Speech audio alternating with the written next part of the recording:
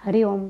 मी संगीता विरा Pawar, gel road केंद्र उपासना नाशिक येथून अनुभव संकीर्तन करीत आहे. माझे मिस्टर काय बापूंकडे येत नाही, पण माझे मिस्टर बापूंचं लॉकेट घालतात. 2009चा मी अनुभव सांगते. माझे मिस्टर मला सकाळी सांगून गेले की मी आज घरी काय येणार नाही आहे, मला माझ्या मित्राबरोबर बाहेर जायचं आहे. म्हटलं ठीक आहे. मला वाटलं ते दुपारपर्यंत येतील. आणि त्या दिवशी आमच्या शेजारी पण लग्न होतं, हळद होती. मी दिवसभर तिथेच होते कार्यक्रमाला.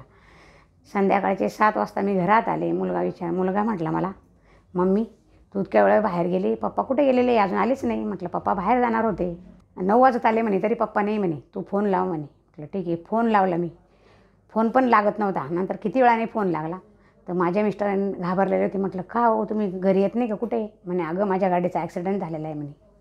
म्हटलं कुठे? निफाडला चाललो होतो म्हणे आम्ही दोघेजणे, तिथे ॲक्सिडेंट झाला म्हणे. म्हटलं मग तुम्ही सिव्हिलला, तुम्ही जास्त लागलं आहे का वगैरे, सिव्हिलला आहे तुम्ही? म्हटलं नाही अगं म्हणे, मी तुला घरी आल्यावर सगळं सांगेल म्हणे, पण आता काय विचारूच नको.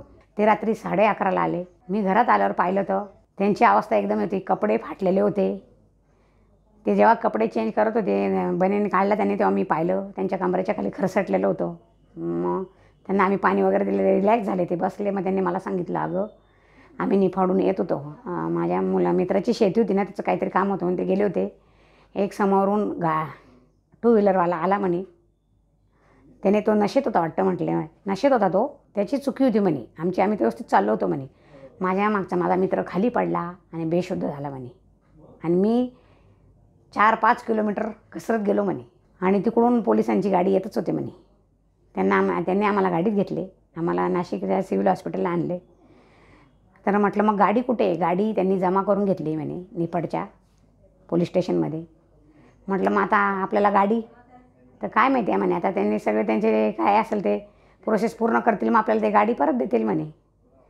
मग म्हटलं ठीक आहे. यांना पण काय टेन्शन आलं, त्यांच्या मित्राचे मुलं पण लहान लहान होते, 2-2. मी घरीच बापूंना म्हटलं, बापू त्यांच्या मित्रांना असं काहीच होऊ नका देऊ, ह्यांना कसं खर्चटल्यावर नाही बोललो तुम्ही, तसं त्यांचं हे करा. ह्यांच्या गळ्यात बापूंचं लॉकेट होतं, मी यांना आठवण करून दिली, तुमच्या गळ्यात बापूंचं लॉकेट होते म्हणून तुम्हाला काही झालं नाही. म्हटलं झालं, ते ॲक्सिडेंट झाला. मग गाडी 15 दिवस झाले, 1 महिना झाला, 2 महिना तरी गाडी नाही. हे म्हटलं आता कामावर कसं जायचं, दुसऱ्यांची गाडी किती वेळ तुम्ही घेणार? मित्रांची गाडी आली. मी बापूंना रिक्वेस्ट केली, बापू आमची कष्टाची गाडी होती, म्हटलं काही करून आमची गाडी परत आम्हाला रिटर्न दे. हे 2-3 वेळा जाऊन आले तिथं पोलीस स्टेशनला, पण गाडी देतच नव्हते. पण बापूंना मी एक दिवस अशी रिक्वेस्टच करत होती सारखे. पण एक दिवस हे गेले तर गाडी लगेच मिळाली आणि गाडी घेऊन आली. ही सगळी बापूंचीच कृपा आहे, यांना मी आठवण करत दिली.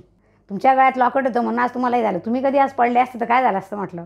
तर तेव्हा त्यांना त्यांचा विश्वास पटला. इथंच मी अनुभव संपत्ती. हरिओम श्रीराम अंबदन.